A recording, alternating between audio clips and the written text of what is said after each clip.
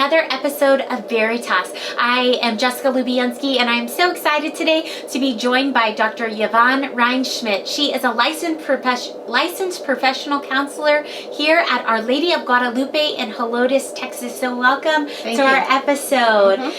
Today I wanted to talk to Dr. Yvonne about a really important topic. This idea has been floating in my head about, have you mourned what you lost? And we kind of talked about it a little bit with Father John on some of our last episodes, but I wanted to really talk to a professional counselor about this idea of grief, especially during the pandemic. We have all lost something. Adults, children, young adults, youth, each of us have lost something very different, and that's all ties into grieving. So Dr. Rheinschmidt, what is grief exactly? Well, when we talk about grief, we forget that it's actually a passage. It's really not just a stage that I'm going to be stuck on forever. It's actually, you have to pass through, and there's different stages. Like everybody knows, there's always the shock, and during the beginning of the pandemic, where all the kids, were excited and shocked. Oh my gosh, after spring break, I'm not going back to school. But after a few months, they were getting a little bit more emotional when they were getting upset that possibly the prom was, taken off the schedule, and then the graduations. Now they were not only getting sad, they were getting angry. So we go through those stages, and then we talk about negotiation. Well, okay, we start thinking it's not that bad, but then we fall back again in being angry, sad.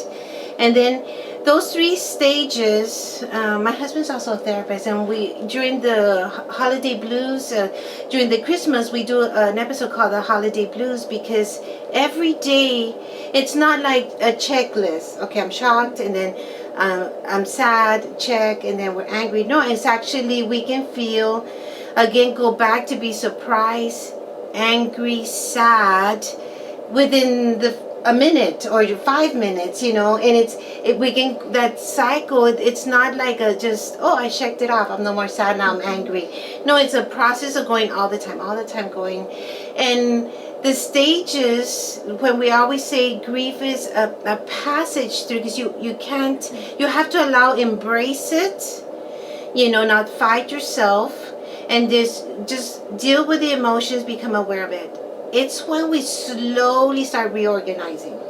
Okay, I'm not going to have prom, but maybe, I was encouraging parents, make a special party, or, Zoom something, a date. And so you start getting creative in changing the lifestyle.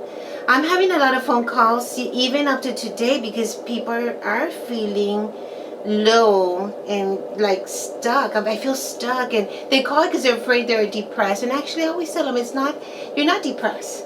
We've all are feeling a new normal.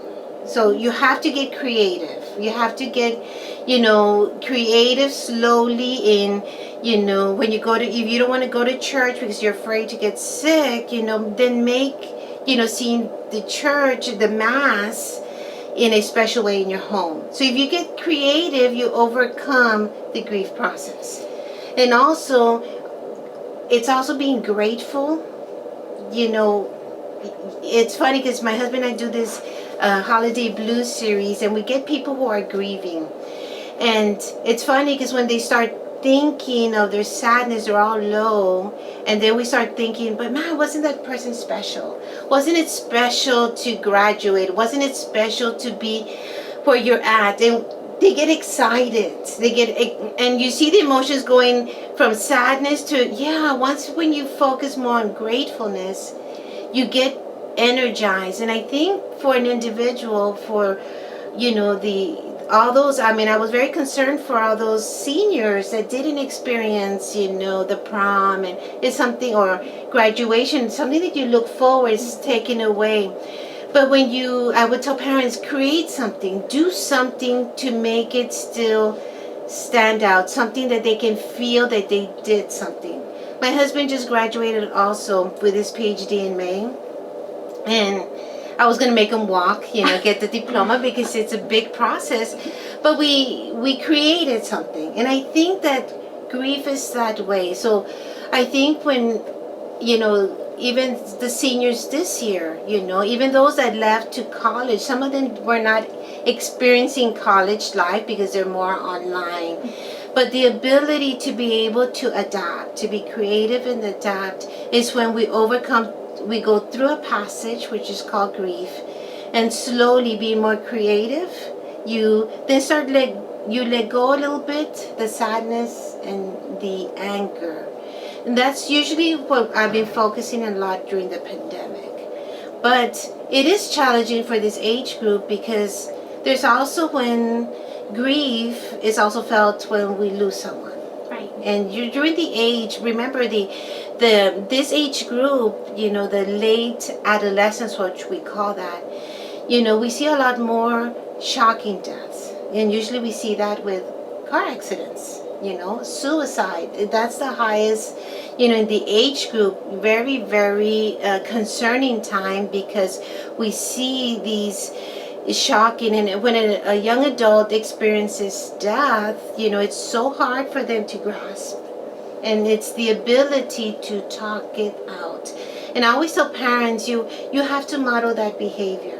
If a parent doesn't talk about emotion, the young adult doesn't know how to express it. So when it's a grief, when it touches the loss of a loved one, of a friend, or even someone in your own high school or college that or church body, even when you see that, it's very it really affects that age group a lot. And as professionals, as soon as there is a young adult that commits suicide, it's a red flag, because it opens the door to that thought, and we're always attentive to the those around. So I always tell parents, be attentive, talk about death, we're lucky, our faith gives us that hope, and talk about what does that mean, what does heaven look like, and stuff like that. But again, grief is a passage of a lot of emotions. The idea is not to be afraid to feel them, not be afraid to talk to someone about it, and then to be able to start reorganizing, and seeing what can I do different little by little. Right. And I think so many times we often think that my grief has to look like your grief. And that's not how grief is. It doesn't come in this nice little box for us to unwrap. Like you said, we take a step forward some days and we take a step backwards. And especially right now during a time of pandemic, we have even more types of deaths that we're dealing with. Suicides, COVID deaths, car accidents, natural causes. And it's so hard for us, to wrap our head around. Losing, a mom versus losing a sister versus losing a friend. Those are all different types of grief. And how do we, process this? What steps do we take if we really are letting our grief overwhelm us? Because I think so many times we think that grief is bad, but grief is something that our body needs to do to heal. Today we celebrate the feast day of Saint Bruno while we're filming here on location, and he has this quote that I love that says, "While the world is turning, the cross stands firm." And so I always remember that while we're grieving, there Jesus is in the midst of it. And so how can we, while we're grieving, what steps can we take, but how can we invite God into that grief? Well, it's funny because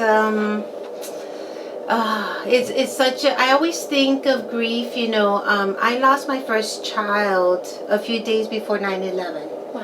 And my husband and I remember we were in our grief of, losing a child, that when 9/11 happened, even though my husband was in the military and he was concerned, am I going to be called? And it didn't hit us as much because we were so focused on our own pain. Right. And I think that for an adolescent too, the later adolescent, the young adult, they already have so much struggles with, peer pressure, academia, of maybe social pressures, of finding their identity. And I think that in itself is so much that when you add loss It really sinks in very individually. So how do we find God in all of this? It's sort of going back to as simple. I know this is probably, like the prayer of the footprints.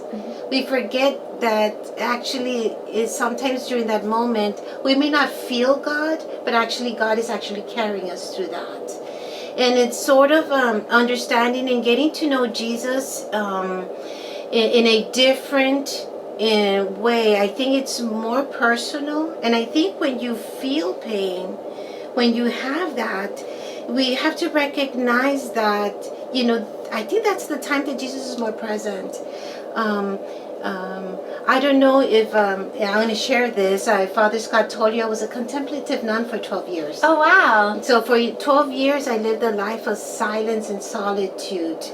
And I always told my husband to laugh about it, is that I needed that life of prayer and solitude to be married to him. Because life is, so I entered at 18 and I left when I was 30.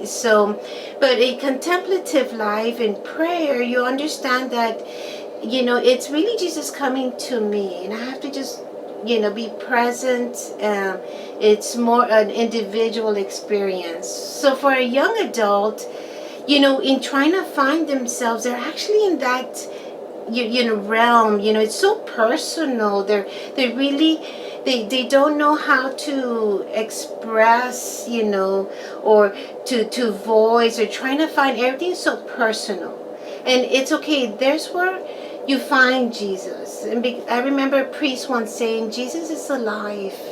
And when you go to God, you go to church, you go to adoration, you talk to a priest, mentors in the church. I mean, we have youth leaders and stuff like that. That's how you invite Jesus. I think that in that age group, it's very important always to have someone you can talk to within the church. And there's where I think you develop a relationship with Christ and saying, okay, I'm not alone. I have the body of Christ, that communion of saints, that there's where Jesus is among us, when one or two are together. And I think that's, how grief has to be expressed. I have a lot of individuals that come to therapy, and they have held on to a grief that happened years, bottled up and closed. And I think for young adults, not to be afraid to voice, not to be able to share, what is it that I'm feeling? What are my thoughts? How do I feel it in my body? And it's okay, it's so normal. And that's one thing as a therapist, I always tell individuals, don't be afraid of anger or sadness. As a therapist, I find it equal to joy and happiness. Why? Because it's an emotion. It's energy. So young adults have to learn how to cope it. Unfortunately, sometimes they don't have role models. Maybe their parents drink. Maybe they argue. Maybe they fight. And they're not always healthy role models. Because when I'm afraid, I'm going to fight. I'm going to avoid. I'm going to flight. Or I'm going to freeze, not say nothing. And sometimes we're afraid of grief. And I think when we don't have the role models at home, the young adult won't know, well, how am I supposed to do it? So I think coming back to the church and having the priests, the youth leaders, the deacons, even maybe a Catholic mentor that you look up to. That's how we invite God, into our lives and share it, our grief with another person by voicing it. And I think God is present, always present when one or two are together. Most definitely. And so many times, I think for a long time, there was this stigmatism around counseling and therapy that it was a negative thing and that you're weak. But sometimes, like you said, we have to process it with other people, whether it be our pastor, a counselor, a spiritual companion, a spiritual director. The church has so many different avenues to help us because we're human and we are weak, but through God we're made strong, and He's given us these great resources in the church. And so I would encourage you and challenging you that if your grief is overwhelming you, if you need help, talk about it, just like Dr. Yvonne encouraged us to go to our priest, our deacons. There are many churches in our diocese that have licensed professional counselors. This is just one example at Our Lady of Guadalupe in Helotes. I know that at our parish, we have a counselor. Catholic Charities in our diocese has counseling interns stationed all around the archdiocese, and they're there to help and be a resource. So if you are looking for some type of counseling therapy and want a more spiritual aspect, I would first start out by reaching out to your pastors, reaching out to your deacons, your youth leaders, or to Catholic Charities for those services. Thank you so much, Dr. Yvonne, for joining us. This is just a huge topic, and I know that we couldn't possibly break down all of the aspects of grief, but I greatly appreciate it. We're going to continue breaking open mental health topics on the next few episodes of Veritas. So if you want to continue to receive notifications, make sure you hit the subscribe button on today's Catholic Newspaper YouTube channel.